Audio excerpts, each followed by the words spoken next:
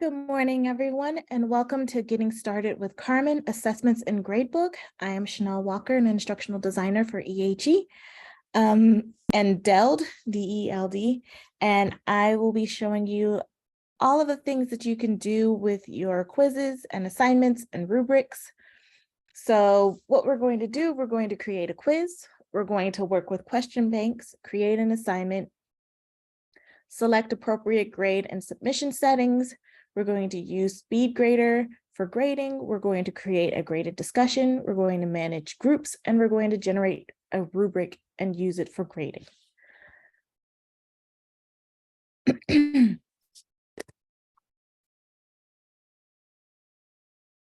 Okay, so I'm going to switch my sharing over to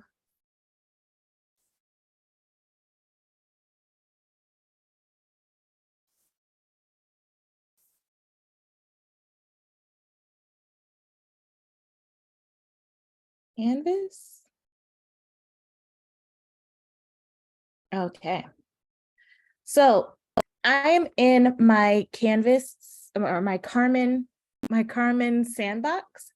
So if you do not have a master course that you use as a sandbox and you're working on your actual course site for your live course that's coming up, that is okay. Right now I'm using my master as a sandbox so I can play around with features and I don't have to worry about breaking things. So right now you can see that I have my modules set up, and what I want to do is add a quiz to my module. So I'm going to go down here to a new module called assessments, and I'm going to add my assessments here.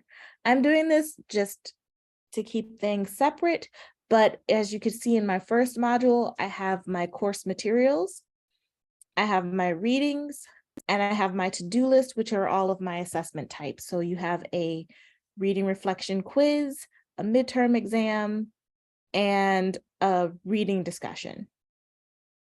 So just for this session, I'm going to put all of my assessments and assignments in this new module. So to add a new module to add a new item to a module, I'm going to click on the plus sign icon, which is on the right-hand side of the module title. And that gives me a pop-up to add assessments. And what I'm going to do is I'm going to create a quiz. So I'm going to select quiz from the top drop-down menu. I'm going to select create quiz. I'm going to call this a reading review quiz. And I'm going to put it in my assignment group for quizzes. And I'm going to leave it unindented. I'm not going to add an indentation, which is what I usually do for aesthetics. And then I'm going to click on add item. So add item, I have my reading review quiz. I'm going to click on that title and I'll see the quiz summary page. The quiz summary page tells you all of the details that you're going to set up in your course in your quiz settings. So I'm just going to go to edit on the top right-hand corner. And it'll take me to my quiz detail settings. So I have my title and I'm able to put in for my quiz instructions, which is right here. Quiz instructions. So this is where you will set your expectations. If this is a timed exam, how much time, how many attempts. I know you have it in your summary, on your summary page, but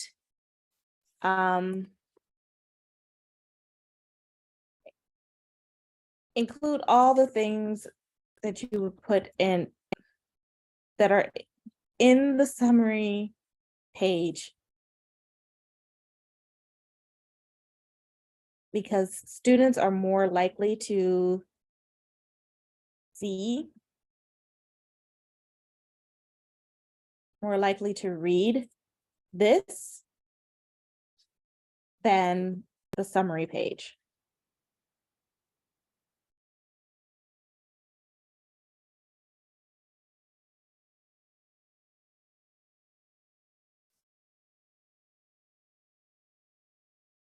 Okay, so we're going to scroll down, and then we have the quiz type here. So we're going to do graded quiz. You also have the option to do a practice quiz, a graded survey, or an ungraded survey. So we're going to go with graded quiz. We have the assignment group set to quizzes. I will show you how to set up an assignment group when we get to assignments. We have our options. So our options here, you can shuffle answers. You can set up a time limit. So if you want to shuffle your answers, this is the answer options. This does not shuffle questions. When you create a quiz in Carmen, it automatically shuffles the questions. So if you have a quiz that requires students to answer questions in a specific order, my recommendation is to rewrite that exam or quiz so that way they don't have to answer questions in a specific order, or you can do a quiz part 1 and a quiz part 2. It's a lot easier to just, I don't know, maybe it's easier to rewrite the questions that are required to be taken in a different order. It's really up to you. If it's simpler to just separate it and just make a two-part quiz, that's entirely up to you. But I cannot turn off the Carmen feature of shuffling the quiz questions, but you do have the option of shuffling the answers. Okay, so we have time limit. Time limit is set in minutes. So if you wanted to do a time limit for an hour and a half, you would do 90 minutes. If you wanted to do 2 hours, 120 minutes. If you just wanted it to be an hour, if you wanted it to be 50 minutes, if you wanted it to be 20 minutes, if you wanted to do a lightning round and you have 5 minutes to do this entire exam, you can set up a time limit for whatever you like. But it is in minutes. Allow multiple attempts. So we're going to check this box, and we have quiz score to keep. So you can, if you're going to allow multiple attempts on the quiz, you can choose whether or not you want to keep specific quiz scores. So you can keep the highest quiz score, you can keep the latest quiz score. So whichever score, whether it's higher or lower than previous attempts, whatever that last score is the one that gets kept.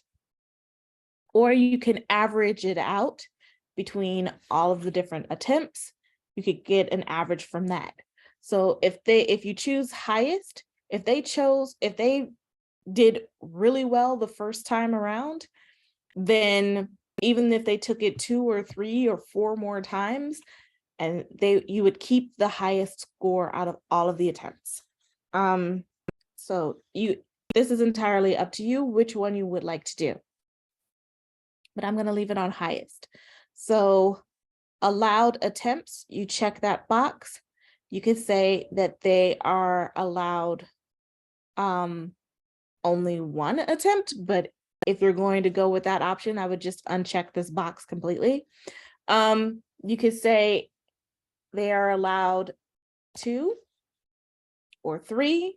You can uncheck this box and they are allowed to do multiple attempts, and it's unlimited. So they could just keep redoing it. This is a good option if you want a practice.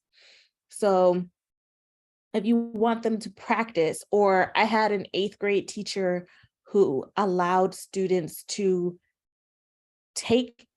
retake an exam over and over and over again until they finally got 100%. I'm not sure why he did that, but I guess it was really helpful for people who wanted to boost up their grade. They just kept retaking the test. So if you have an exam like that where you want students to practice and really learn the material, then they can do multiple attempts and have an unlimited set of attempts until they get 100%. It's a good learning tool. So keep that in mind when you're making weekly quizzes or low stakes quizzes. So I'm going to uncheck that box and move on. Okay, so let students see their quiz responses. Incorrect questions will be marked in student feedback. So when they're able to see their responses, they're able to see what they answered, what was incorrect, and the correct answer. If you do not want students to see their responses, just uncheck this and they will get a score and they will not know what they did or why they did it or what they did wrong or how to correct it. But if you would like to give students an opportunity to learn from their mistakes on exams, especially during the midterm, and if you're going to be reusing questions from low stakes quizzes, this is a good option because they get to learn from their mistakes leading up to the midterm. If you choose this option for a midterm, this is a good option if you're going to be reusing some of those questions for the final exam, and they get to learn from their mistakes. But with this, I highly recommend including feedback in all of your quizzes, and I will show that. So you have the option to allow students to see their feedback and their responses only once after each attempt. So every time they attempt the quiz, they will see what they got wrong, they will see the correct answer, and they'll be able to see the feedback. If you do not want that, let's say you're doing this for the midterm exam, they only have one attempt anyway, but you don't want them to see it immediately after they've taken the exam, you can check the box to let students see the correct answers on a specific date. So let's say that you want students to be able to see this the day after the midterm exam. Or if you're allowing students who were absent to take the midterm the day after, and you're like, you know what, they can see the answers for the exam the following Monday. So today is Tuesday. I can say, hey, you all can't see the answers for the exam until the next Monday. And I'm going to allow this to be posted at 10 a.m. on Monday. And then you only have, and you can hide the correct answer. So you can say you only have 24 hours to look at these correct answers. I don't recommend hiding the correct answers, but it's entirely up to you if this is an option that you want to do. So I will close this at 10 a.m. on the following Tuesday. You have 24 hours to look at these. I don't know why you would want to hide them once they get them, but if this is an option that you would like to do, you can do this. Okay, so show one question at a time. If you have a quiz that is more than like 15 questions, I would choose the option to show one question at a time, because if you have this box unchecked, all of your quiz questions are going to be on the same page. They're just going to keep scrolling down and answering questions. If a student experiences an unfortunate glitch, their internet is slow, there's so many people in their house using internet, somebody's on their tablet, somebody's using the Wi-Fi on their phone, somebody's streaming on the TV, and their internet just so happens to be slow, and they experience a glitch, and this website is buffering or their browser shuts down. If they were on quiz question 49 out of 50 when that happened, all of the information gets erased. It's gone. It does not save. They can't pick up where they started. they have to sit down and they have to do the exam all over again. And this could really suck for people who only have time to only have time to do the exam or the quiz, right? Especially if you set up a time limit, like, hey, this is due at 11:59 tonight, and they get off of work at 9 o'clock, they come home, they eat dinner, they shower, they start working on the exam at 10 o'clock at night. They're done with the exam at 11:30. They hit that last question at 11:30, they experience the glitch, it's all gone. So they have to start over at 11:30. And maybe they'll be able to do it faster, but not always. So it's a lot easier to say, show one question at a time. And that way, if they do experience a glitch, they can pick up where they left off. Lock questions after answering. I do not recommend this option because I recommend providing a setting for an exam that you would use in person. So in person, if you have a paper exam, you can flip back to a previous question and you can change your answer. If somewhere down the line you go, oh, I'm so stupid, I answered the wrong question on question number 3, and I'm on question 15 now, and it's kind of the same question, but it's worded different, and now I realize my mistake, I can go back on a paper quiz and change the answer for question 3, and then go back to question 15 and move on. So if you lock questions after answering, that means that they can't go backwards. And this is the option that I only recommend if there's an absolute need for this. And most of the time, there isn't. Because if you were to give this exam in person, they could go back and change it. So there's not usually a reason to lock questions after answering, but if you have an absolute reason for doing so, then you should choose this option. Okay, so quiz restrictions. You have quiz restrictions like require an access code. You can do this as an added protection to your quiz, but it's not necessary because students who log into Carmen can access your quiz. Students who are not enrolled in your course cannot come in and access your quiz. If you are worried about cheating, a student can share an access code just as easily as they can share their password. So it's not really helpful to add an access code here if you're worried about another student taking a student's exam. If you share the access code in an email can be forwarded. If a student has an access code and they want somebody else to take their exam, they give them all the information that they need in order to take that exam for them. So the access code isn't really all that necessary. Filter IP addresses. This option is only good if you are in a computer lab setting.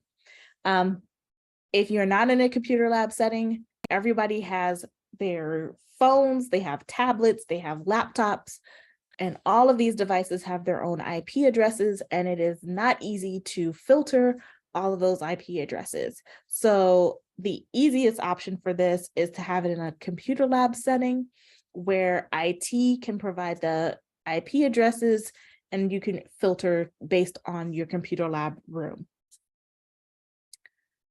Assign to, so you can assign a quiz to everyone in your course you could assign it to specific sections, so you can assign it to everyone in this course site. So if you merge multiple sections of your course into one course site on Carmen, then you will see multiple sections listed here. If you only have one section per course site, you will see everyone and you will see the section that you are teaching here. But if you wanted to merge multiple sections into one, you can, and you would be able to assign specific quizzes or specific assignments based on the course section here. Due date, you can set your due date. So if I wanted everyone to take this quiz tomorrow, and it's due by 11:59 p.m., that's just by default, I can do that.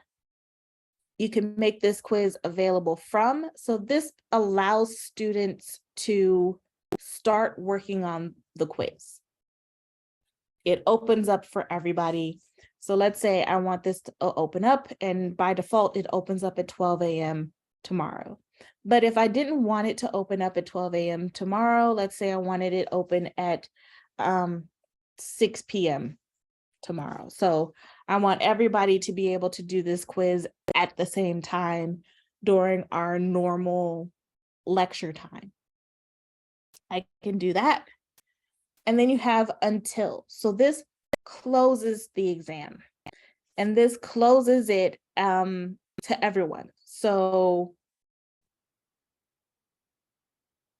if you're very strict with this time, you can cause problems for accessibility. So students who require extra time during their exams, if you shut off access to this quiz, you're just like, they only have an hour and a half to do this quiz, but somebody needs extra time, so they need 2 hours. If you're trying to shut this down for that hour and a half, then you're cutting off the extra time that a student may need for accessibility. So I do not recommend this. I actually recommend allowing this to be open for longer. So I have this due on the 21st at 11:59. I'm going to allow this to stay open until the very next day at 11:59 for students, in case somebody experiences a glitch. You want to limit as many emails as possible. So if somebody experiences a glitch and you only want them to work on this for an hour and a half, but it's due at 11:59, or if students are not in class at the time and they're taking it after that, it's available. It's available for them to work on, to submit the quiz. You don't get an email saying, hey, I submitted my quiz and I got cut off, or you don't have any issues with accessibility and everybody is good. So I'm going to save all of my settings. I prefer to save before I move on to questions, because the number of times that I have created quizzes for other people and I just went into questions, it can be unfortunate when you experience a glitch yourself and then all of a sudden so my internet is slow. You can see it's saving.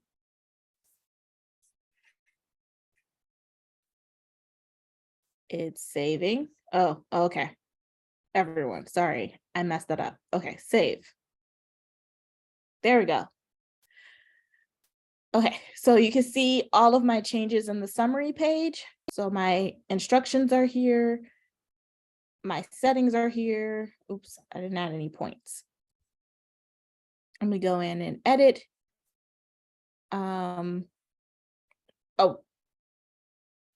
I'm thinking that this is an assignment. Back to questions. So at the top, you have the details tab, and then you have the questions tab. So in the questions tab, you have the option to add a new question, add a new question group, or find questions. If you add a new question, you can add a new question here, and you're adding it directly to the quiz. I do not recommend this. I don't recommend it because I have worked with faculty members who like to reuse questions. So if you are creating a weekly quiz, I do not recommend adding the question directly to the quiz, because it all gets filed under miscellaneous questions or unfiled questions. And if you have multiple quizzes in your course and all of these questions are getting filtered and filed under this unfiled question bank folder thing, then it is not going to be fun to try to reuse questions, find questions. It's not going to be fun. It's not. So there are a couple things that I like to do with questions to make it a little bit easier. So some instructional designers prefer adding questions directly to a quiz. There's a benefit there that I can't remember, and it's probably because I completely blocked out this option in my head because I don't recommend it, because for me, it is more of a headache to add it directly than it is to just do a question bank. That's just me. I don't remember what the benefit is of this because it has never been a benefit for me. So you have up here highlighted question in the top left-hand corner. This should actually be called question title. And the question title is helpful because you get to give your question a name.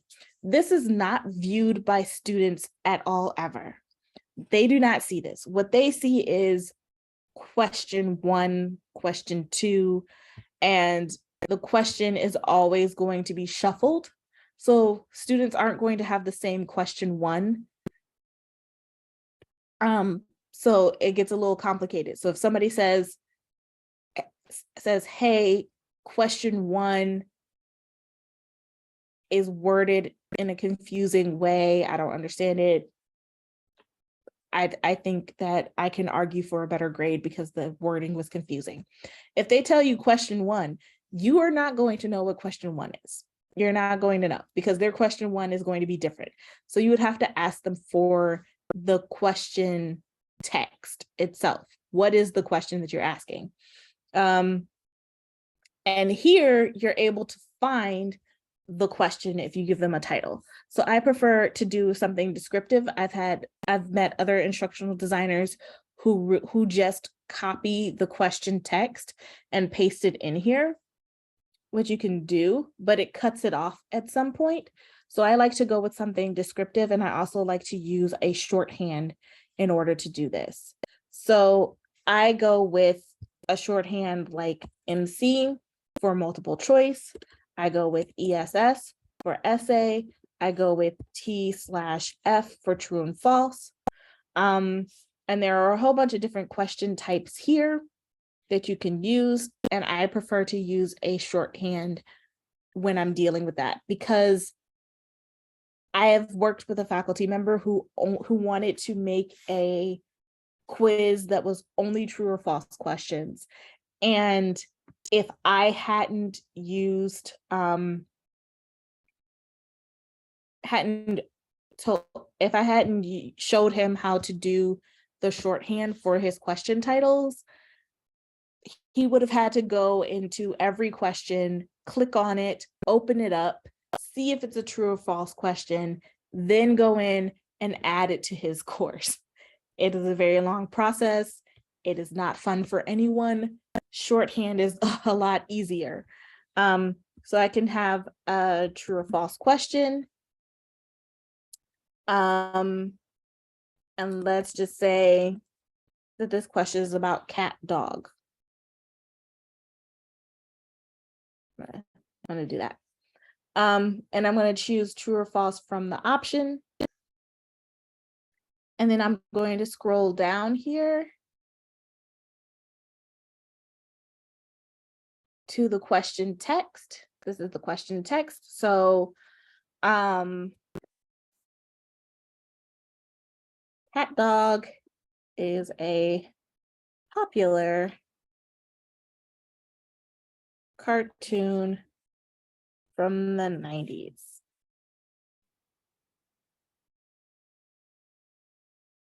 So I'm going to say that it's true because that's kind of my opinion and I watched it for a little bit. But you have your answer options down here at the bottom. You have true, you have false.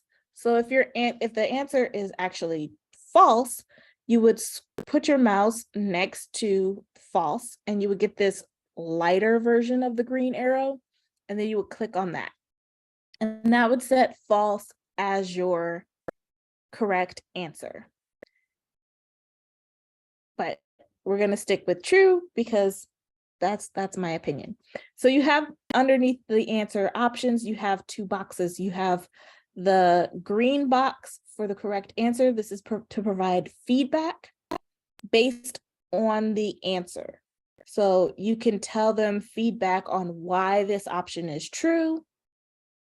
You can choose this option, why this option is wrong.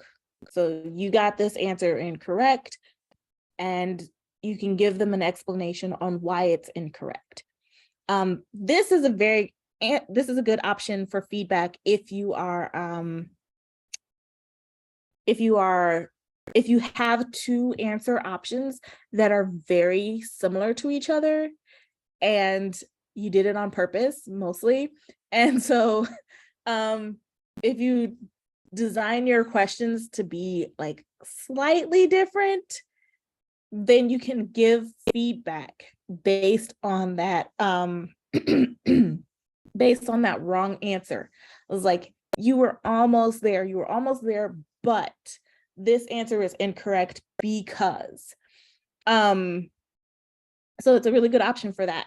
If you just wanted to provide feedback based on the general question, so especially if you're doing multiple answers, you could do feedback that's based on correct answers. You could do feedback that's based on incorrect answers, and you could do a general feedback. So it doesn't matter if they got it correct or incorrect. You can provide supplemental instruction here in your general feedback. So if you want to do feedback for all of your questions, which I highly recommend because students can learn from their mistakes, and that helps them with reviewing. It helps them prepare for the final. It helps them with their studying. It lowers the amount of emails that you get or questions that they post to a discussion forum. So if you provide feedback based on your questions, it helps students and it provides supplemental instruction. But you could do that with your general. And then you can scroll up to the top. And since we're adding this question directly to the quiz, you can set your points. So points, I can say that this is worth 2 points. I don't know. I can set it to 5 because I really like cat dog for like 30 seconds. And then we're going to click on update this question. So now we have in this quiz one question that is worth 2 points.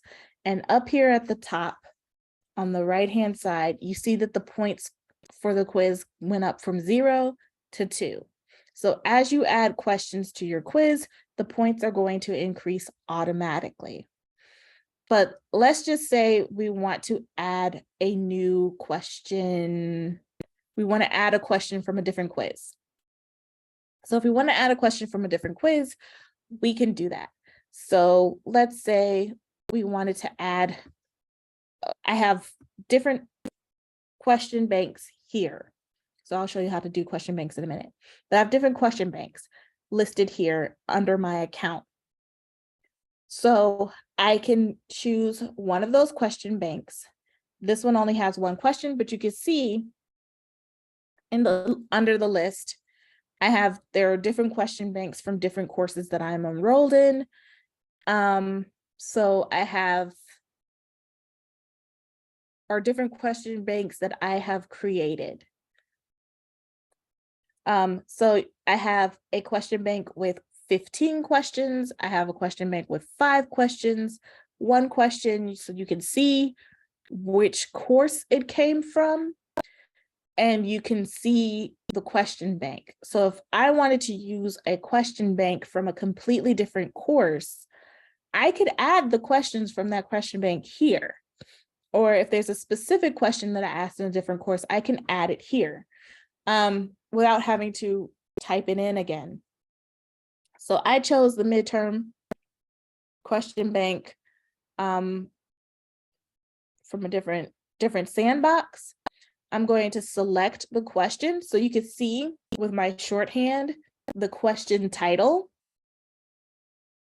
And it's a multiple choice day of the week. And you can see the question text. If I did not give my quiz question a title, this would just say question. This title right here, it would just say question. And you would have a long list of question. And then you would have to actually look at the question text in order to figure out what this is. And it doesn't tell you the type of question that it is. So if you don't specifically remember that it's a true or false or it's a multiple choice, you're not going to know based off of this list. So I can add the question by clicking on the button. And there you have it. I have a question. I have two questions in the quiz. Now this one has 1 point to it, so I can go in and edit it, and maybe I want it to be 4 points. I'm going to update that question. So now I have 6 points to my quiz after adding the quiz question here. Now, if I wanted to add an entire bank, question bank to my quiz, I could click on Find Questions. I can go to one that has multiple questions. I can choose to select all.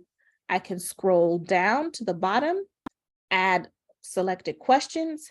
Now I have multiple questions from the question bank here, and they're all worth 0 points. So I can go in, I can edit, I can make them all 1 point if I wanted to. Update question. I'm not going to do that for each and every one, but you could see. Now I'm going to go over to new question group. Question group is really good if you want to reuse questions from multiple banks, and you also want to randomize which questions get chosen. So each student gets a different question every time. So you can choose group. You can give this group a name, which is helpful if you wanted to add different questions from different places to include in this. But most of the time you don't have to. You don't have to worry about renaming this unless you want to. So with this group, you can pick, let's say I want to pick 3 questions, and I want each question to be worth 5 points per question. And then I would click on Link to Question Bank. From there, let's just say I want it from this course. I'm going to select that bank, click on the button that says Select Bank. You will see down at the bottom, questions will be pulled from the bank, and it shows the bank where it's going to be pulled. And I'm going to click on the red button just above that to create the group. So now I'm going to scroll up, and my score and my points for this quiz is now 22 points. So all of these questions are now going to be part of the quiz.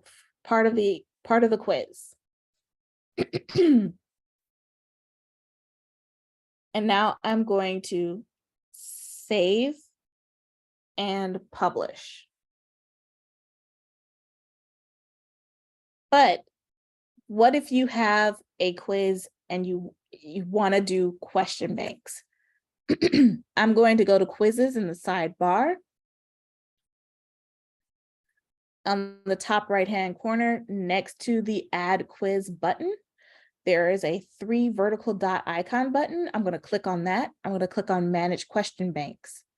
For question banks, I am going to add a new question bank. And this is going to be my reading review question bank. And I want to click the Enter button to submit that. And now I have a question bank. So I could click on the title. And this is where I can add my questions, which is what I highly recommend. So if you're making a quiz, if you're making an exam, I recommend creating a question bank for each one. It makes life easier, as you can see from me adding questions. So from here, add a question to this. And let's just say I'm going to do a fill in the blank question. And this fill in the blank question is Ohio Capitol. And I'm going to choose fill in the blank. And I'm going to type in, what is the capital of Ohio?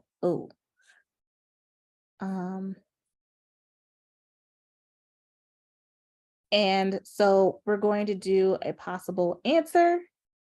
And that possible answer is going to be New Brunswick, is going to be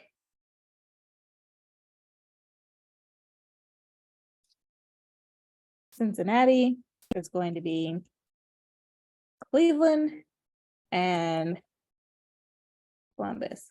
Okay, maybe I probably should go with like Akron or something. So there you go. I have the different answer options. You can add more answer options if you want to. This is something that you could do for multiple choice. So as well, so you don't have to stay with just one of those, but you can also delete answer options. So if you only wanted to do the 3 C's, I could trash Akron and only do the 3 C's. Okay, so I'm gonna make this worth 2 points, and I'm going to update my question. But if I wanted to, I could add feedback. So Columbus is the obvious choice. I don't think that you should have feedback that is quite this snarky, but or could be read as snarky. But this is just an example. So I'm going to update the question. And now I have this question bank. So I can move multiple questions to different banks. I can edit the bank details. I can add questions. So there's lots of things that you could do with a question bank. And then I can go in and add that question bank to my quiz if I wanted to. Okay.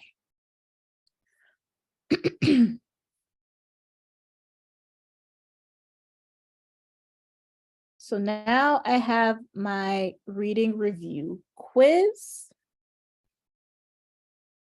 And you can take a look at the quiz by clicking on preview. This is only available to the instructors.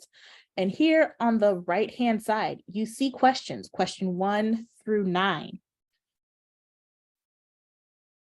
These are all going to be different based on the student. It's not going to be the same thing. This is what students are going to see. They see the instructions, they see the time limit, they see how much time they've spent. So you can hide that if you want to. And you have the question. So this is what they get to see. They see question 1, but it's cat dog. We didn't add that question in until later, right? Or is that first? That was the first one. That was the first one.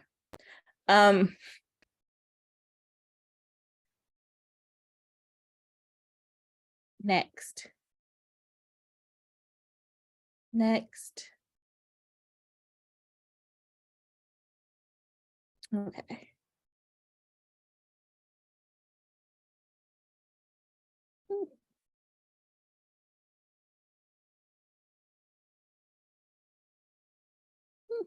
Okay, so I can see that from the preview, it goes through chronologically the way that I added it, but it is not going to be that way for students. It's not. So I can, let's see, student view. It's locked. I'm going to leave student view. Go back to my modules. Go back to my reading review. Okay, so now that we have this quiz, we have a student who needs extra time. So you go to the quiz, and on the summary page, you have related items over on the right-hand sidebar. Moderate this quiz is the option that you are looking for. So moderate this quiz. We're going to check on the student who needs the time. So change extensions for one selected student. I will do that. Add extra attempts. So this student gets one attempt, but I can manually unlock the quiz for the next attempt if I want to. So I'm going to cancel. Let me go back so I can show edit, details, time limit. So let's say 60 minutes. We're going to go down and save. Now I'm going to moderate this quiz. This person needs extra time. So I'm going to click on that student, change extensions. Now you can see extra attempts and you can see extra time. So extra time on every attempt, this person gets 30 extra minutes. They get time and a half. So everyone already gets 60 minutes. This is something that everyone gets.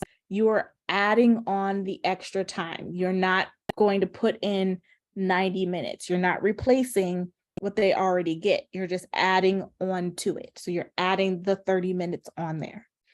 And then you click on save. So now you have a student gets 30 extra minutes on each attempt. You have now completed your accessibility requirement for that student to give them time and a half. So now I'm going to go back to the reading review using the breadcrumbs at the top, and we're going to click on Speedgrader. When it's time to grade it, you can click on the quiz and go to the summary page, and you can access your Speedgrader from there. You don't have to. You don't have to. If you don't want to, you can always get it from the grade book. But if you wanted to grade it, or if you had to change something for a student, you can use Speedgrader to grade the quiz. In Speedgrader, you have the title of the quiz, the due date, you have the number of quizzes that you have graded, and you have the number of students. Number of students in the class. So I'm trying to remember how this looks from the teacher's perspective. I don't think that this is submissions. I think that this is number of students in the course. So even if some students didn't submit anything, they're going to be included in this total number right here. Then you have students. So if you were doing anonymous grading, they would just be students. You can click you could click back, or you could click forward along the list of students. So if you click next and that student hasn't submitted anything, you could just keep going until you find a submission.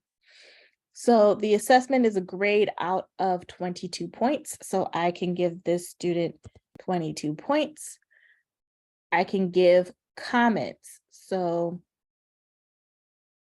if I'm answering an essay question on here, I can give them a comment or feedback, and I could do different feedback. So I can give them emojis, I can give them, I can talk to text. So if I wanted to provide feedback, but I kind of wanted to do it a little bit hands-free or didn't feel like typing, I could do talk to text. I can submit a video feedback if I wanted to, or I can attach a document. The one thing that you need to remember is that students can reply to your comments. So I remember teaching a course and I submitted comments to people's assignments, and then I went back and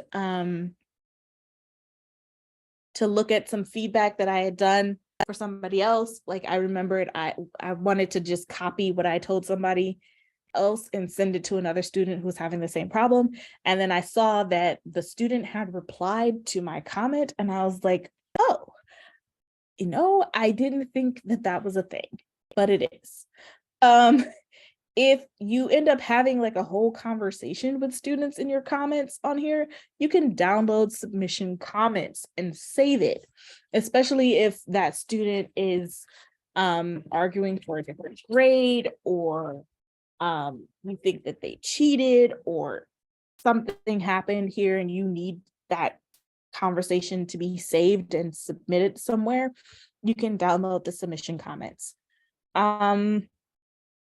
Okay, so I'm gonna go over to gradebook. So with the gradebook, you have the standard view.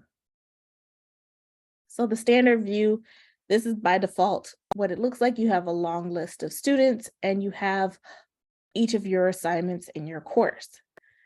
So what you have here is that you have, I have an assignment and it has a line here. So there isn't a point, there isn't a submission, but I can add points here. So it's a out of 5, I can give that person a 4 and and that's how you would put in a manual grade. You just click on the line, you put it in the text box, you're able to access Speedgrader from this button on the right-hand side. It kind of looks like a door with an arrow in it. And then you could scroll along the assignments to see other ones, but also what you can do from the gradebook, you can't do much here, but you could also move your assignments so that way you see them differently. So let's say that you have a TA in your course and your TA grades all of the weekly quizzes. Your TA could go in and move this gradebook so that way all of the weekly quizzes come up first for them. So they would have all of the weekly quizzes here and they could just scroll through each week and grade those assignments. If you are in here and you want to view your assignments in a specific order, you can view them in a specific order. You're going to have them kind of grouped together as far as groups, or you're going to see them the same way that they have been added in the course. So things that were created first will show up here, and then it'll go through in that sequence of when they were created. But it depends on what you're doing in your assignments area. So you're able to scroll to move things up or down. So if you wanted to, if you have weighted grades, you would have weighted grade columns. You can move all of your weighted grade columns towards the end here, wherever the end is for this. But you have participation, which is 5% of the grade. You can move all of your weighted columns down to the end, so that way you don't have to view them. You're also able to import from an Excel sheet if you have it. You can export it to an Excel. You can export the entire grade book. You can view it differently if you wanted to, so you can arrange it by different ways. Assignment types, you can do it by points, you could do it by modules, you can filter assignment by assignment groups, you can filter by modules, you could filter it by statuses, whether it's incomplete or complete. You could take a look at that. You can view options for, you can view all of the ungraded assignments to make sure that you graded everything. Every grade is in there before you submit it to the official, I'm drawing a blank, the official Ohio State grading thing. Why am I've lost the word. The word is not there anymore. It was there and then it's no longer there. I was getting ready to say it, but it's not there anymore.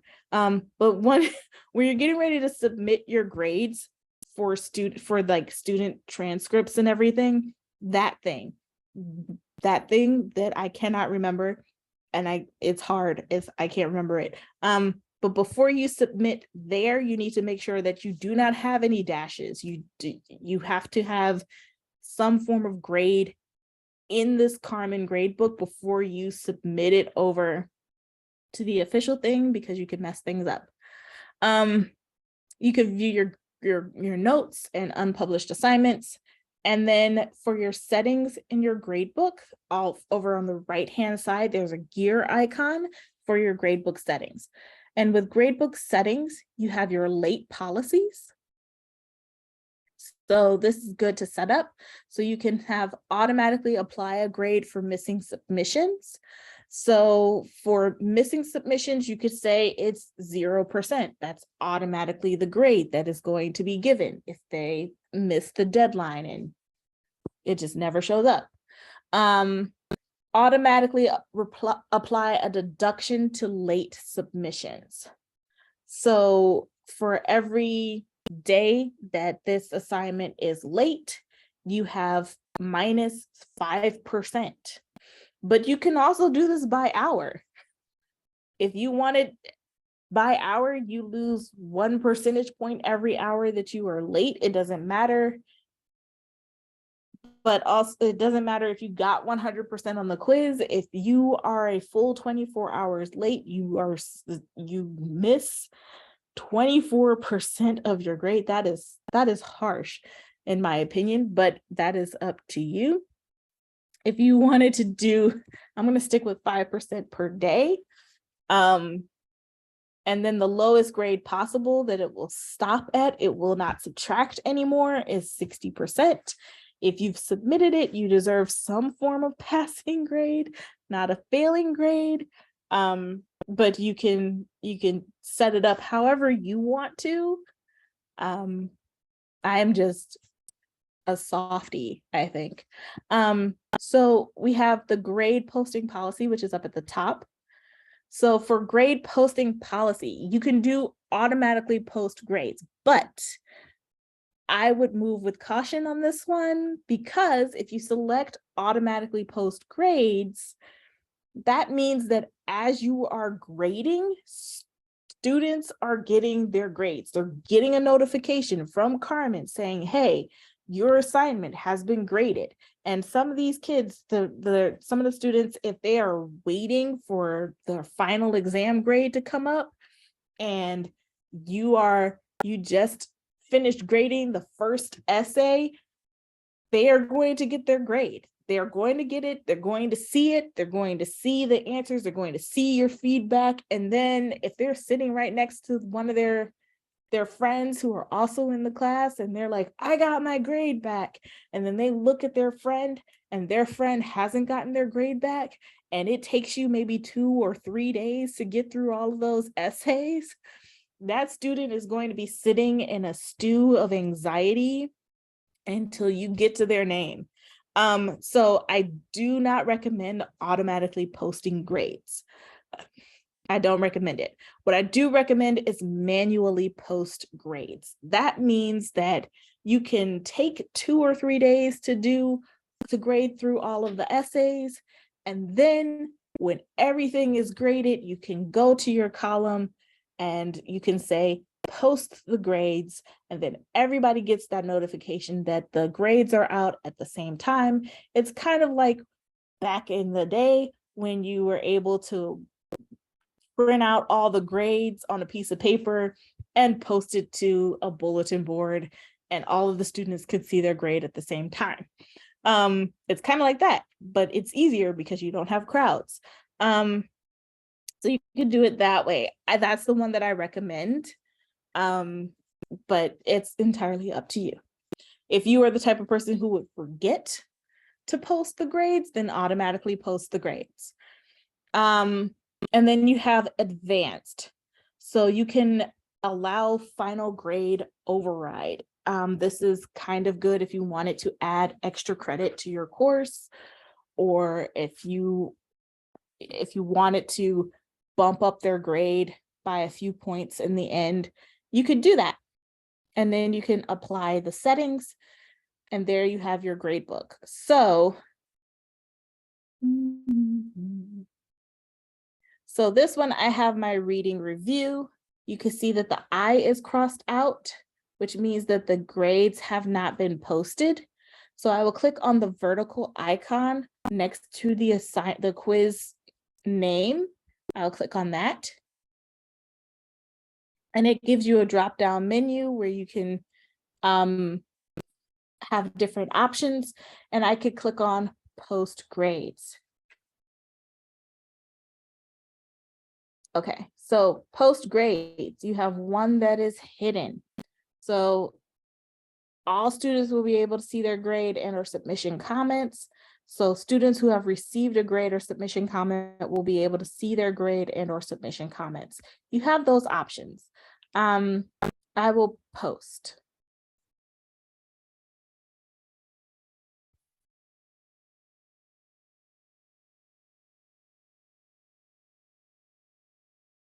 Other options that you have here from Gradebook that is pretty handy, you can curve your grades, or you can message students who. Now this is a nice feature because you do not have it in your inbox. You can message students who have not submitted their assignments yet. You can message students who have not been graded yet. You can message students who scored more than a certain point. You can message students who scored less than. So if you have students who scored less than 60%, then you can message these students, and you can send them a message like, hey, if you're getting this message because you scored low on the quiz, here are some resources for you to improve your grade in the future, and please utilize my office hours to come in, so that way we can go over any issues you may have with understanding the course material. I'm here to help. Just, please take any of this help that I am offering to you. You can do that with your students from the gradebook, which is handy. Okay, so from there,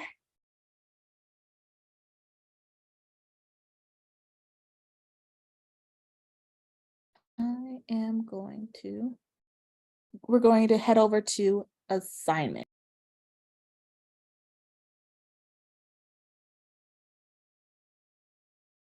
Okay. From the assignments page, assignments is kind of like the second part of the gradebook. So if you remember cassette tapes at all, there was a side A and then there was side B. I know I'm really dating myself, but this would be the side B to the gradebook. So what you have in assignments is you're able to create your assignment groups, and these assignment groups show up in your gradebook.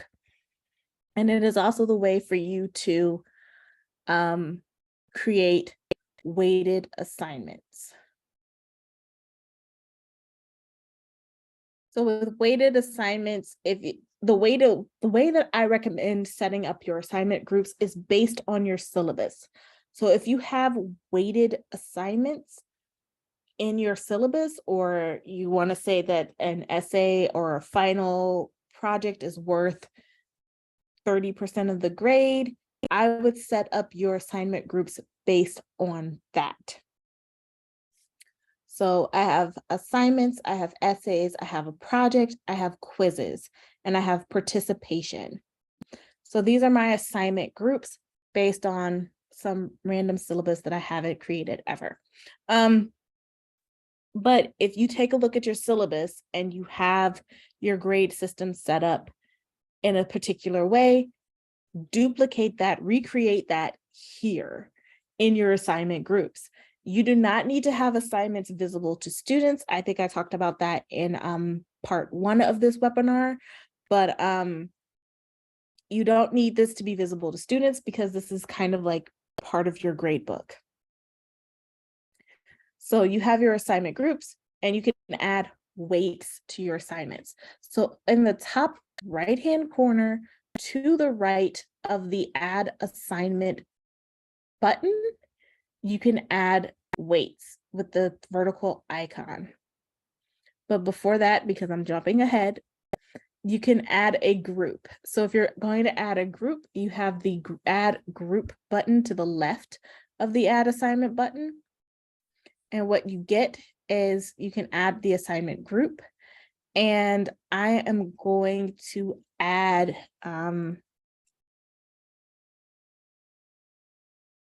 midterm as my group. Save name. So now I have midterm as my group. Your assignment groups can have only one assignment in it if that's what you need.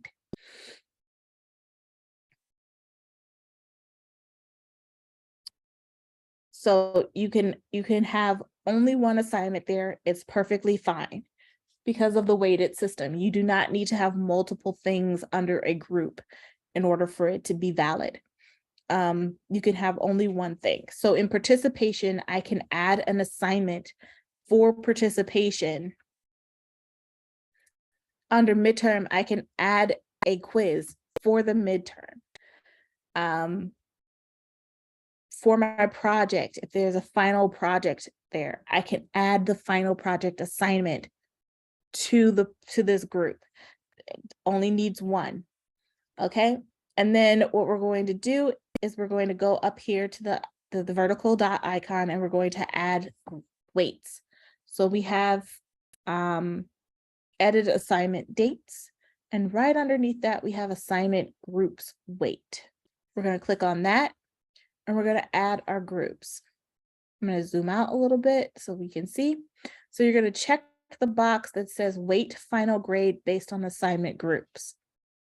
And then you see all of the assignment groups that we have created. And we're going to add,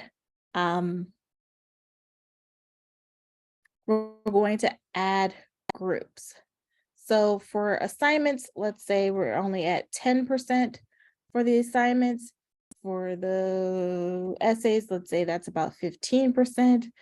For the midterm, I don't know. The midterm is 20.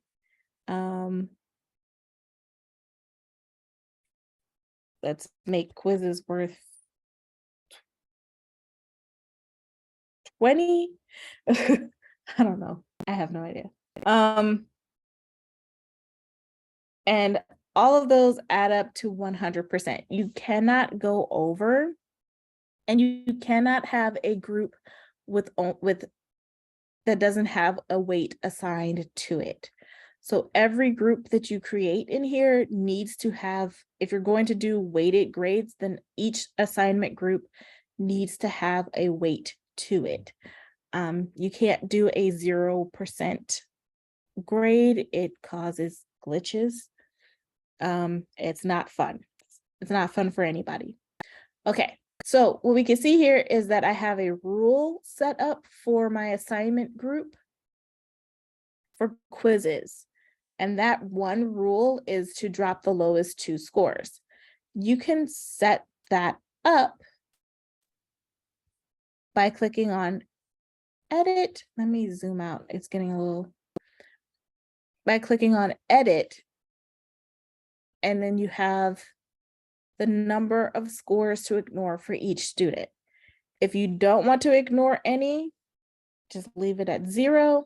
If you want to get rid of, if you have weekly quizzes and you want to get rid of the 2 lowest scores, you can ignore the 2 lowest scores. And then save. But if there's something that you never want dropped,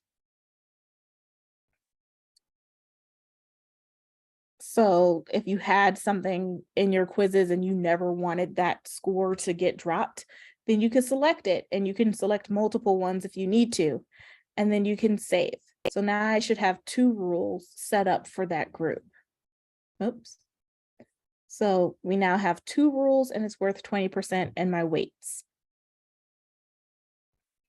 If you wanted to move one of your quizzes,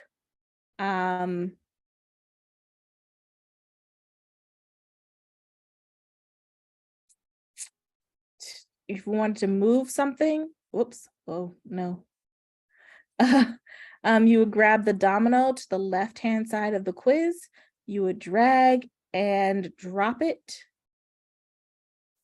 You have to open this first. You would drag and drop it in your assignment group, wherever you wanted to add that to. Okay, so now we've covered the grade book, we've covered assignment groups, we've covered how to make a quiz, we've covered question banks. We still need to create an assignment. So I'm going to go back to my module. I'm going to add an assignment. I'm going to create an assignment, and we're going to call this a reading reflection. I'm not going to indent it in this one. I'm going to add that item. So we now have an assignment called reading reflection.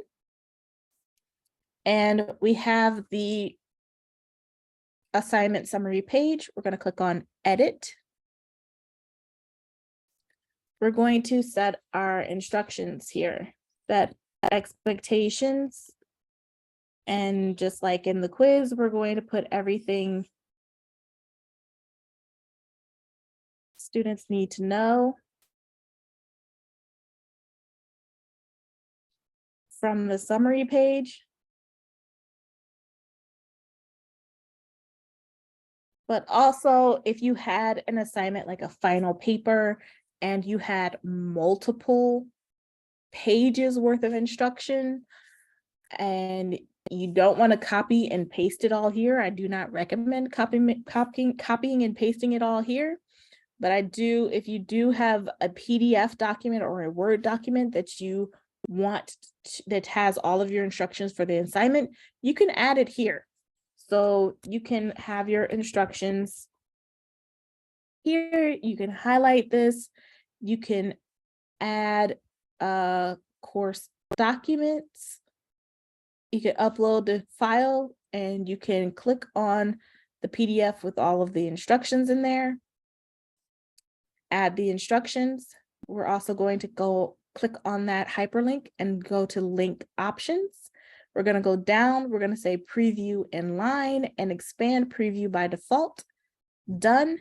This way students can view all of the instructions on the summary page, and they can scroll through it, and they do not have to download it if they don't want to. But they will have the option to download it onto their computer, but they can also read the whole document from the summary page. Scrolling down, we have our assignments. So we have our assignment settings. So we have our points. And let's just say that this is worth 100 points. And then we have our assignment group. We'll leave it in the assignment group, but maybe let's say this is an essay. So we're going to put that in our essays.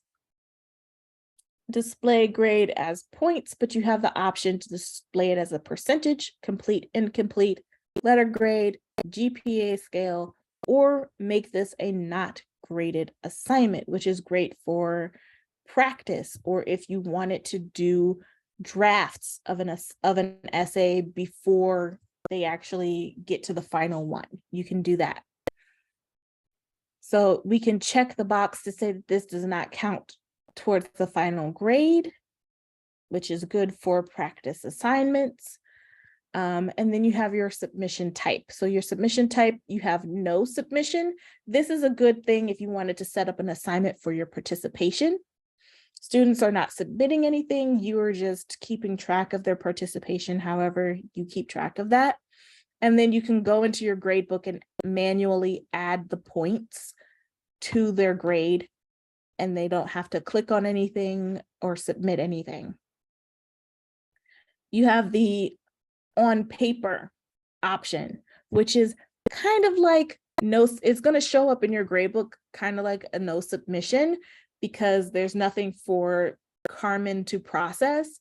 But it's more of a note to you that these assignments were made on paper. They're kind of the same. It's kind of the same though, because you can manually put in the grade from the paper assignment. It's just, this is more of a note.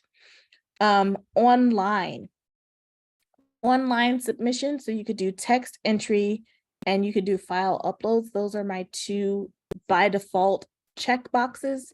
You have other options such as website URL, media recordings, and student annotation for different types of submissions. Website URL is good if a student wants to share a link to a cloud service document, if they saved their document onto a cloud service. This opens up different options as far as submissions go. Students can copy and paste text from Word or from Google Docs or whatever. They could submit it through text entry, copy, paste. They could just provide the link to the file on their cloud service, OneDrive, Google Docs, Google Drive, Box, whichever. Or they could do a file upload. So they could directly upload a Word document or a PDF document. If you do not want them to upload a Pages document because you have a PC and you do not have Pages, and if they send you a Pages document, you won't be able to open it anyway, you can restrict your upload file types to doc, docx, and doc PDF. But if you do it this way, oops, you don't need the periods. Sorry. If you do it this way, you would have to include every file type that you're willing to accept. So that means if you're willing to accept a text file, then you can put that in there. Or you could just put that information into your instructions and leave this unchecked. Say, hey, only submit a PDF document or a Word doc. And people who have Apple computers and use Pages, they can always export their document to a PDF. I do it all the time. Or they could even export it to a Word document, but Word documents will mess up their formatting. It doesn't look right on the other end. So PDF is the option if your students are using an Apple computer and you do not have an Apple computer to open Pages, or if you don't have Pages on your Apple computer, which is the thing that some people do. I love working in Pages, so I have it there, but some people don't. So here we go. Submission types. Submission attempts. I'm so sorry. Submission attempts. So we have the submission attempts. You can allow limited or unlimited attempts. Unlimited attempts are great if you're doing a draft of an essay, or if you're doing an assignment that is practice or low stakes, that you can allow students to keep submitting until they get it correct. You have that option. Limited is probably the most common one, I think, for some. and the limited attempt is 1 attempt, but you can do 2, you can do 3 if you only want them to do 2 drafts before they get to the final, or if you want to allow them to do 3 or 4 or 5. I think you could go up to 10. Oh, you could go up to more. At that point, you should just have unlimited. But if you want them to have only 1 attempt at the assignment, you can do 1 attempt. Plagiarism review. So you can use Turnitin to review the essay for plagiarism. There are different options that you can use. So you have the institution. You can store your submissions in the institution paper repository.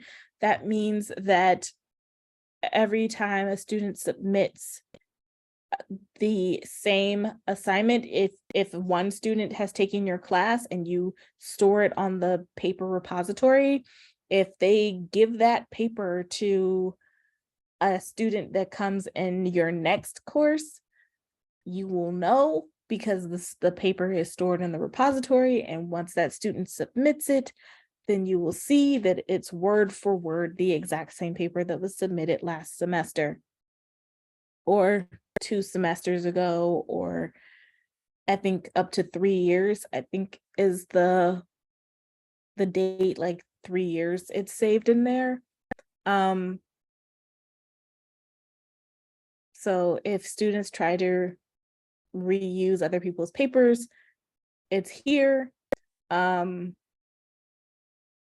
You can exclude bibliographic materials, exclude quoted materials, exclude small sources. But that looks complicated. And then you can save this as your default settings for all of your Turnitin needs. And then you can show the report immediately or after the assignment is graded or after the due date or never. If you show this immediately, I recommend upping the attempts to 2. This gives students the opportunity to correct their plagiarism mistakes. So I remember when I was in college, I was taking a Spanish course and I wanted to improve my Spanish. So I went to Wikipedia and I translated a page over. I clicked the button to translate it over to Spanish, and I copied some Spanish text and I put it in a Word document, and I was writing my paper off of that Wikipedia text, like trying to find words that I didn't use before and using it and trying to figure out word structure and how they would say it. And I was like, I know how I would say it and I see how they would say it and do some sort of hybrid of that.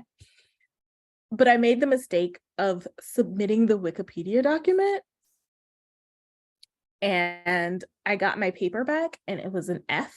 And I was like, I don't understand why I got an F. And I looked at it and I was like, oh my God, I submitted the Wikipedia document. I did not submit my actual essay. So I had to run all the way back to my dorm and print out the new essay and turn that in.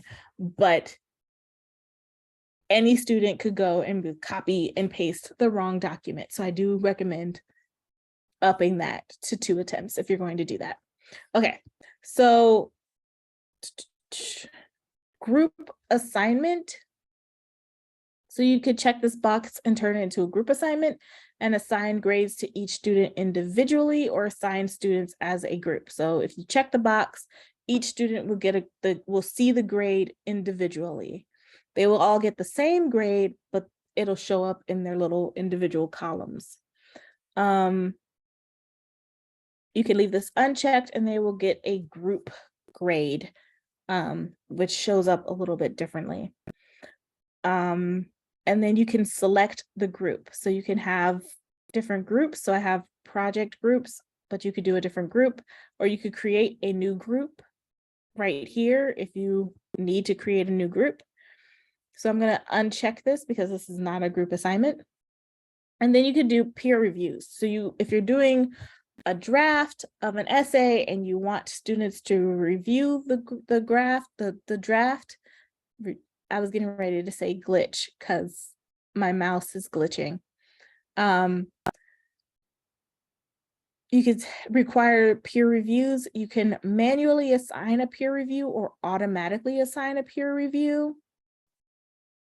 So if you automatically assign a peer review, then you have to go in and actually, then you don't, that's like the easier option. Manually, you have to go in and actually pair up the students. Automatically, you could say reviews per user. So they'll review 2 assignments. And then you can assign the reviews. You can say, so after this assignment has been turned in, then the reviews are going to start. Let's say that the due date is Friday. So the reviews need to be done by next Friday. And let's just say that we're going to do 11:59 p.m. Done. And then you can add this to be anonymous. So if they do see their friend's paper, unless they read their friend's paper beforehand, they won't know and they will give a more honest review. And then you can assign to everyone and you could do the due date. So I think due date will be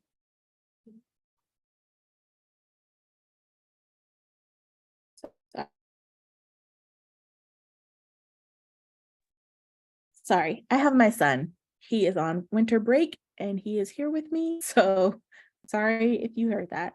So 11:59 p.m. We're going to open this up. We're going to open this up tomorrow, allow students to actually get in there, and I'm not going to hide this at all. So they can do late submissions if they want to.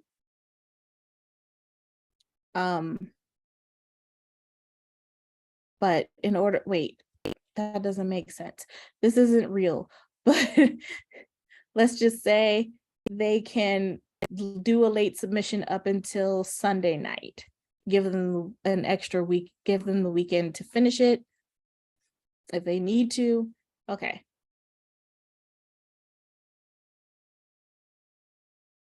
Save and publish.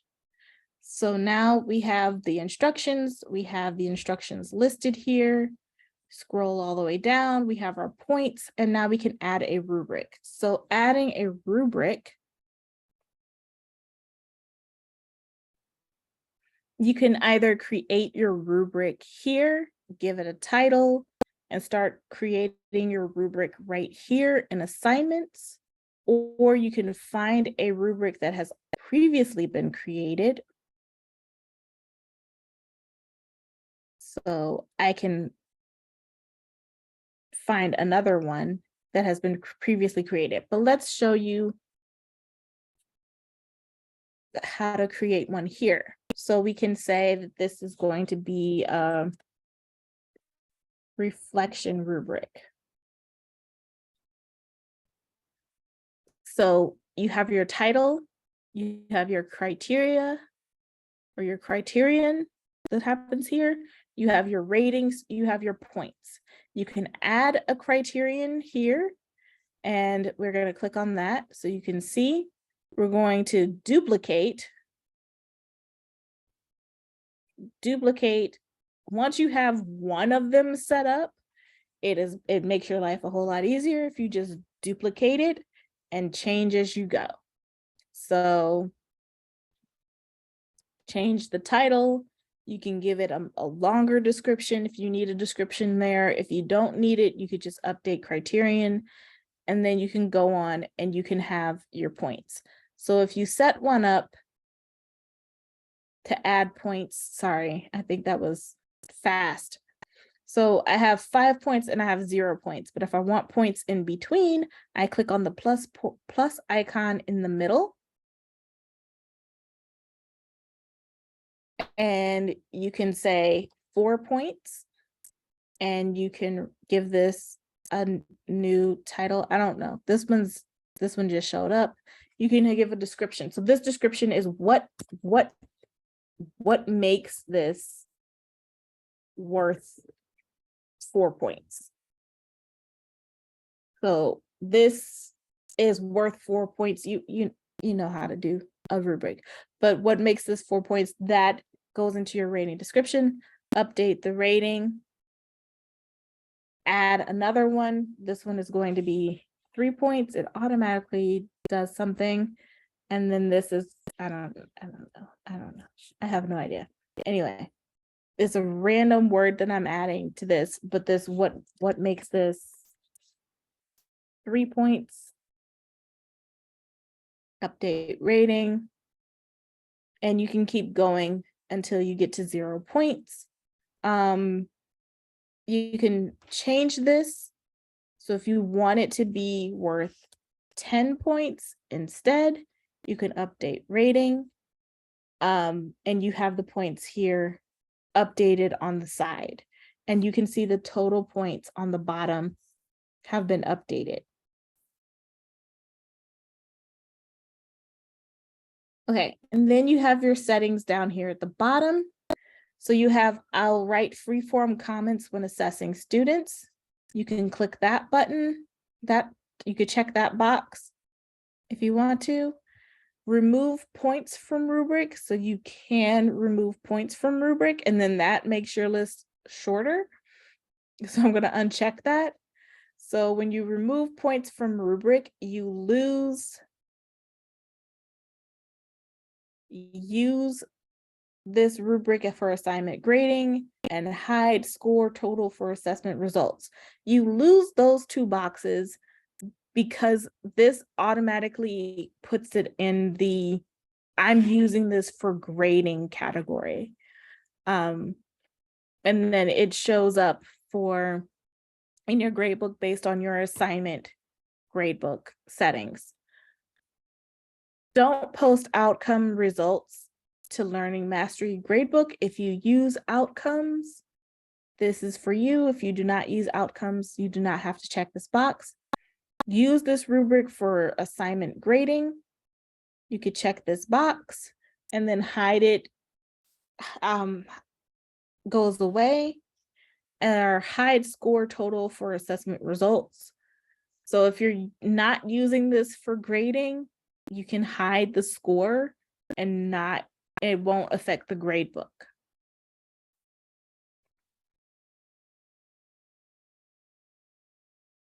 Okay, so then you can create rubric.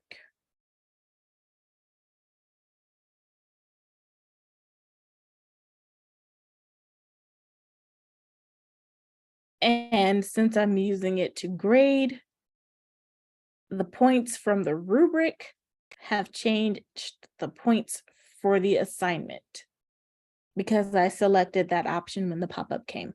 So that's what happens. Otherwise, I could trash this rubric, add a rubric, find a rubric that I have already created, select that rubric,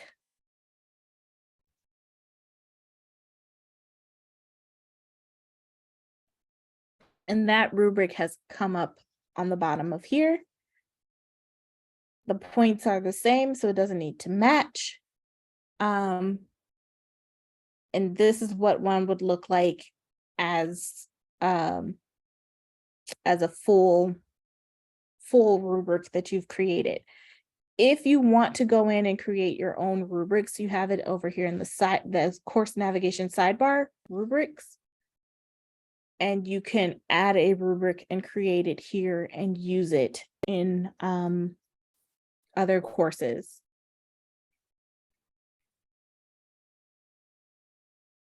Okay, the last thing that we have to do, I think we did go over here. I think we did go over, but the last thing that we have to do is groups. So we're going to go over to the people in the course navigation sidebar. We don't have any people in my sandbox site, but when you have your course, you can set up your groups. So you have in the right-hand corner, the add group set button. So I'm going to click on that. And I can create a group. So what you have here is group set name. Group set name is an umbrella title. It's an umbrella title. So if you have final presentations that students are doing as group work, this is your umbrella title.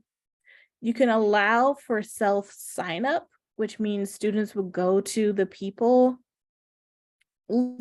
link in the sidebar and they would go to the groups and they would sign up for the groups. You can also require them to be in the same section, which is handy if they're doing presentations together. Or you can uncheck that box for sign up and you can manually assign students. So group structure, you can create groups later. You can split students by number of groups. You can split number of students per group. So if you only want 5 groups, Carmen will automatically divide your students up into those 5 groups. If you want to have groups of 3, then Carmen will create as many groups as there are sets of 3. So if you end up having a group at the end where there's only 2 students or there's only 1 student, then you're going to have to add that 1 student to a group somewhere else, and you would have to change the settings a little bit. Or you can create groups later so you can manually set up your groups. So I'm going to split students by number of groups, and I want 5 groups and require the groups to be in the same section if you have multiple sections in your course site. So you can also do automatically assign a student group leader. You can do that. So you could set it as the first student to join the group is the leader, or you can set a random student as a group leader. So if you allow for self sign up, you could say the first student to join is the group leader, or you could just have it randomly set the group leader. So it doesn't automatically assign it to the first person, because that's kind of scary. It's like, I will just wait until somebody else signs up because I do not want to be the group leader. Whereas the random one is more like a lottery, like, yay, you became the group leader. So now you have on the people page, you have everyone, which is the list of all of the students in the course. You have the tab next to it, which is the newest group to be added to your course. So that's your final presentations group. And under here, that's the one that we just created. So we have 5 different groups here. And we have final presentation 1, final presentation 2, final presentation 3.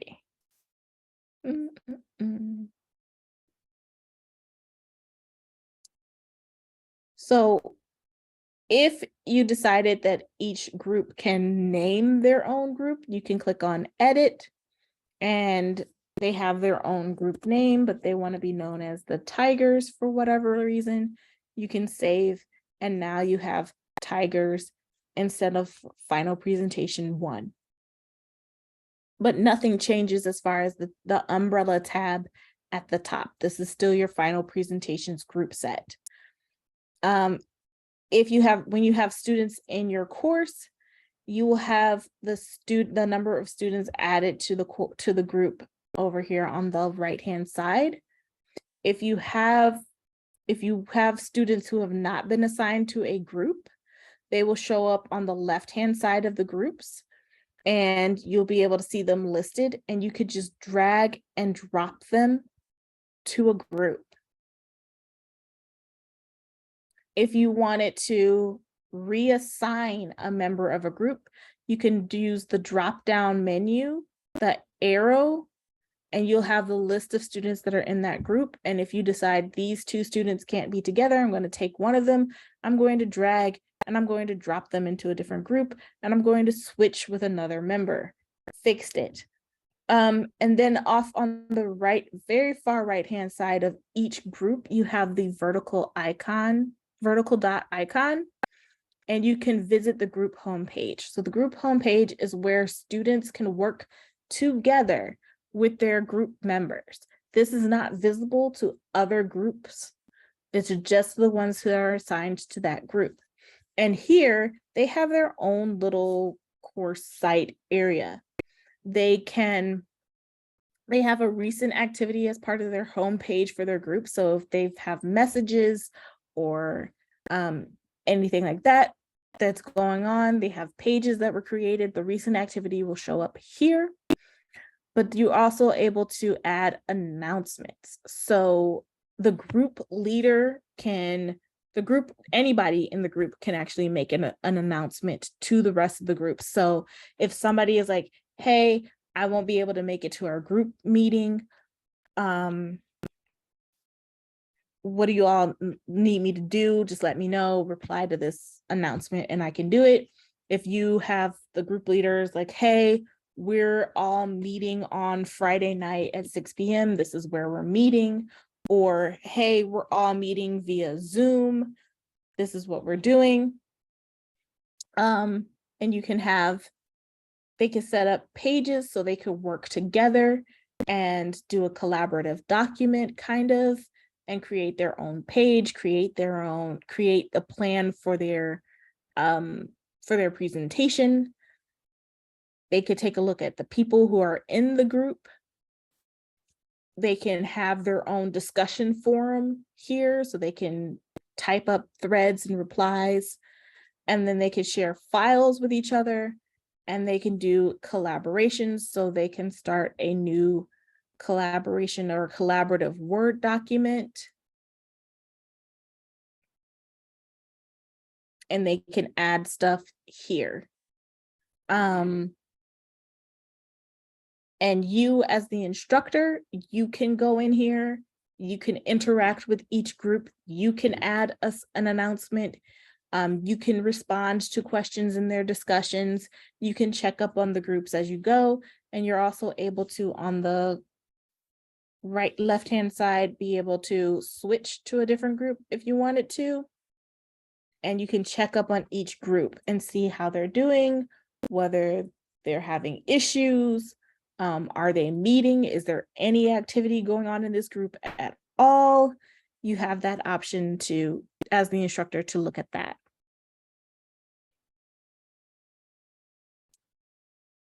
Okay.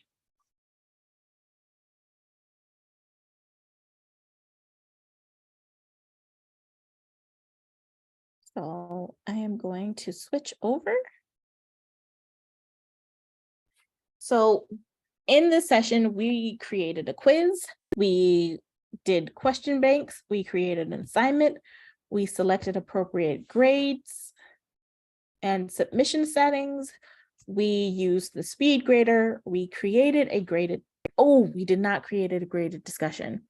We did not do that. Okay, let's do that. I know we're going over, but let's talk about graded discussions because I did not do that. Let's go back to the master course using the breadcrumbs.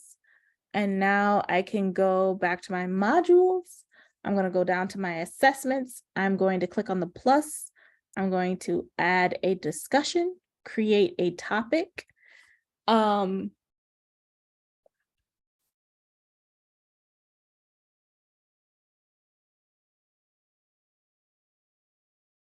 But we're just gonna call this a reading discussion.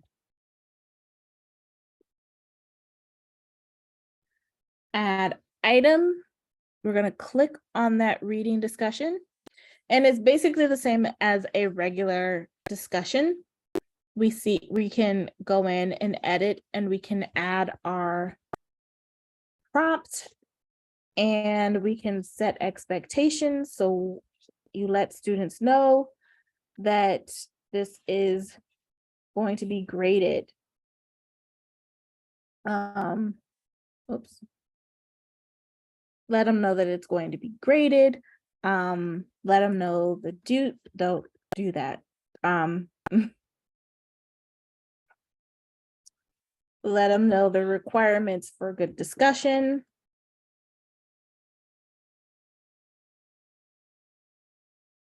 Let them know the response numbers. So all of that you can set up here to set your expectations. You can post this to one specific section or multiple sections, depending on how many sections you have in the course site. You can attach files if you need to. And then we're going to scroll down here to the options. So in part 1, I did not go over graded. So I'm going to check the box that this is a graded discussion.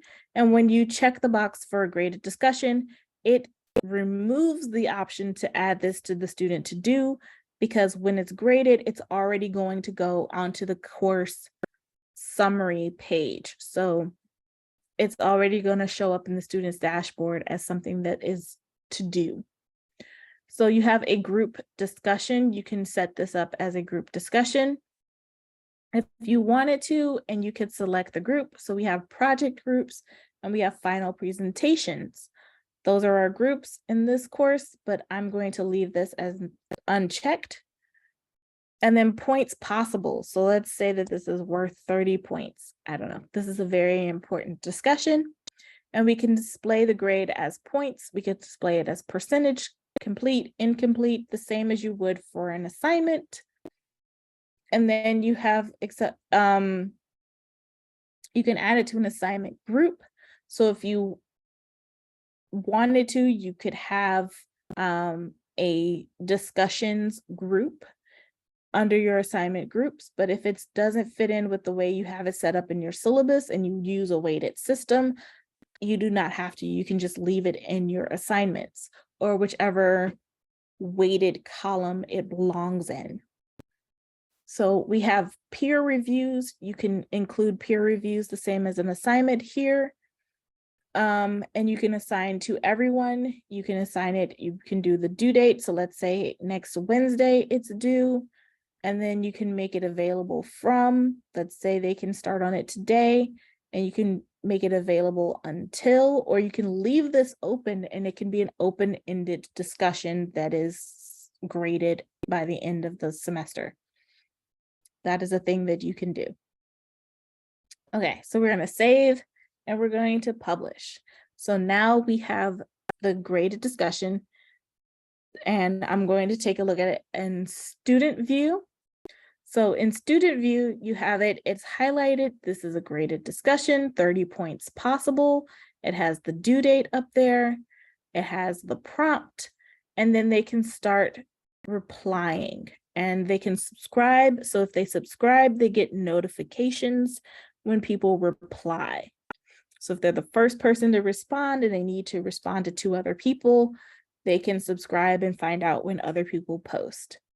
They can also find out when people reply to theirs. Okay, leave student view. And switch back over. So yes, we created a graded discussion, we managed and created groups, and we generated a rubric for grading. That was a lot. That was a lot, and we definitely went over. So if you need any help with creating your course, if you need solutions for your course, if you just want to figure out what tools to use, active learning strategies that you can use to improve student engagement, if you are looking to add interactive elements to your course, if you want to add videos to your course, you can contact an instructional designer and we can help you improve your course. in any way that you need improving. If you would like somebody to review your course and see where you can make improvements, we are able to help you with that as well. So you could contact an instructional designer. And if you are part of teaching and learning, you can contact Katie. If you are part of human sciences, you could contact Christy. And if you are part of ed studies, you can contact me, Chanel. So any one of us could help with that. And we can help you do all kinds of things. There's H5P, there's videos, active learning strategies, creating effective assessments or quizzes.